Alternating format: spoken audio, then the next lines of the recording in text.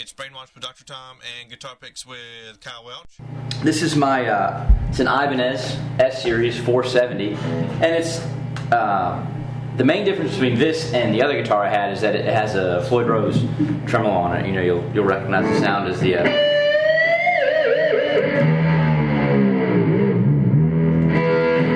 So, and it's got a couple different pickup configurations in it. It has a single coil in it as well as humbuckers, which the other guitar doesn't have, so you know, should I need to play something a little more twangy or thinner sounding on the clean end, it definitely has the ability to do that. You know, something like.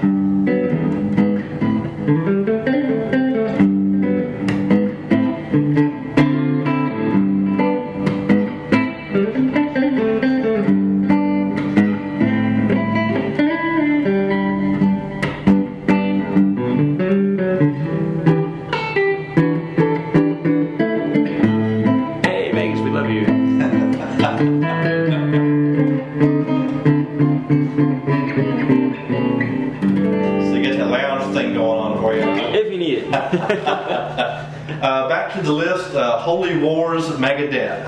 Holy Wars Megadeth. This is another one of those pretty aggressive songs that I was, you know, listening to when I was still learning stuff. But they had just shredding guitar players in their band, and kind of, you know, we talked about the Metallica thing. Of course, Dave Mustaine, the starter of Megadeth, was fired from Metallica, so I don't know if the band was his whole, you know, I'm gonna get you guys back at you. And I picked that song. I mean, I could have picked any of them really, but that was one of the first ones I had heard. And again, it's very long and sort of epic sounding. So it's like getting away from where the Jim Croce, the first things were listening like 3.5 minutes telling a story. Now we still have a story, but it's, you know, it's the Iliad versus a comic book.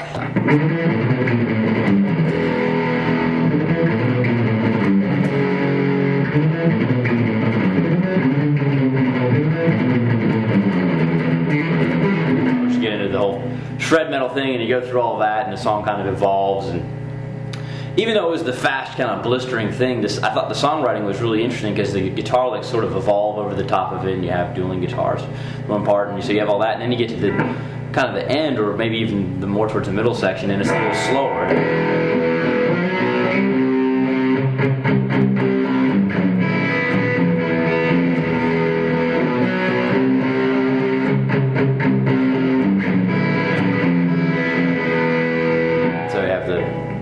More dirginess of the whole thing. So, you know, it's still back in the whole metal thing, which I still like, and just, you know, like we talked about earlier, all kinds of music, just put them all together and draw from them. It's Brainwash with Dr. Tom and Guitar Picks with Kyle Welch. Dream Theater Erotomania. Again, an instrumental song, and anybody knows who's familiar with Dream Theater, they're more of a prog rock thing, but this actually doesn't have any vocals on it. And the first time I heard the record, I was working for Peaches Music, which isn't here anymore, and we had free demo versions that we would get from the record companies, and they would always give them away at the end of the month. But anyway, so I got my hands on a copy. I didn't know who they were, and I popped it in. The guitar player was just phenomenal, and they had this song on there. It's about 4.5, 5 minutes. And the difference between this and of course the Satriani song and the Vice stuff, which is more melodic, is it's like just 5 minutes or whatever the length of it is of just like complicated rhythms and harmony and counter harmony and counterpoint between the guitar player and the keyboard player. I mean, it starts out, I think it's in 5/4. It's not even a standard time signature, and it's a more complicated thing. So the complexities of that really started to turn me on to more sophisticated music, and I started to go look for that in things rather than just being heavy. I mean, I guess the reason it appealed to me to begin with was it was heavy, but it was complicated too. So it was a really nice segue for me to kind of go, well, you know, there's more to just playing loud and heavy. Even though these guys are doing that, they put a lot of thought into what they did at the same time. And so I started to explore more progressive type things after that. And the other thing that kind of turned me onto that too was that at the time I was just getting ready to go to music school, and all those guys had gone to, I think, Berkeley. And so I was like, well, that's cool. You don't have to be a geek and do it. You can still be cool, you know. But musically, it kind of got under my skin, and so I started seeking out all the, you know, the prog stuff, and it's weird because I sort of come full circle with it too. Even though I like that the prog stuff and still really dig it. It's it took a while for me to realize too that you don't have to play 100 notes in a measure to make it good. You can play, one note and put enough soul in it, and it doesn't matter.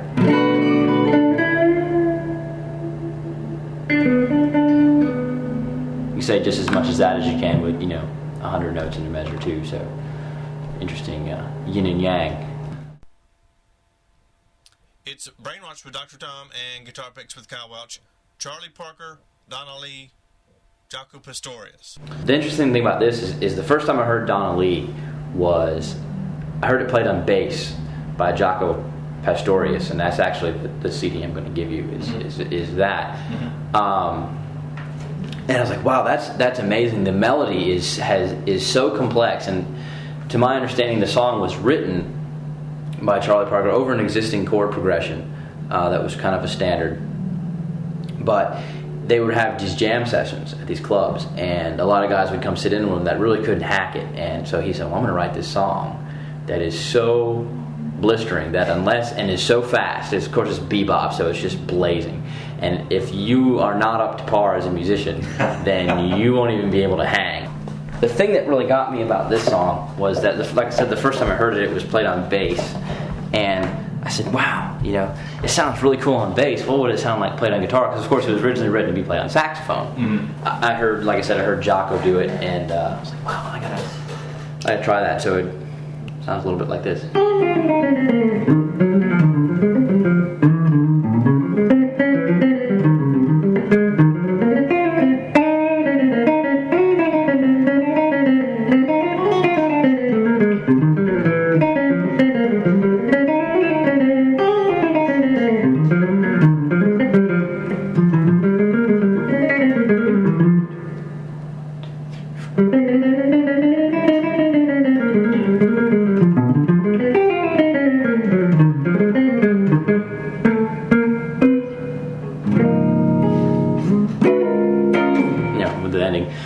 So obviously that's just the melody from the song, so you can imagine how fast it moves along, and challenged me to be a better musician, to sit down and learn that. It challenged me to become a better guitar player, because in order to play it cleanly and to play it well, you almost had to map out your guitar. Where were you going to play that? How were you going to do it? Were you going to move to multiple positions and do it, or stay in one position? And my guitar teacher at the time, who's an incredible jazz player, his name is Greg Heislip, said, let's try and keep this in one position.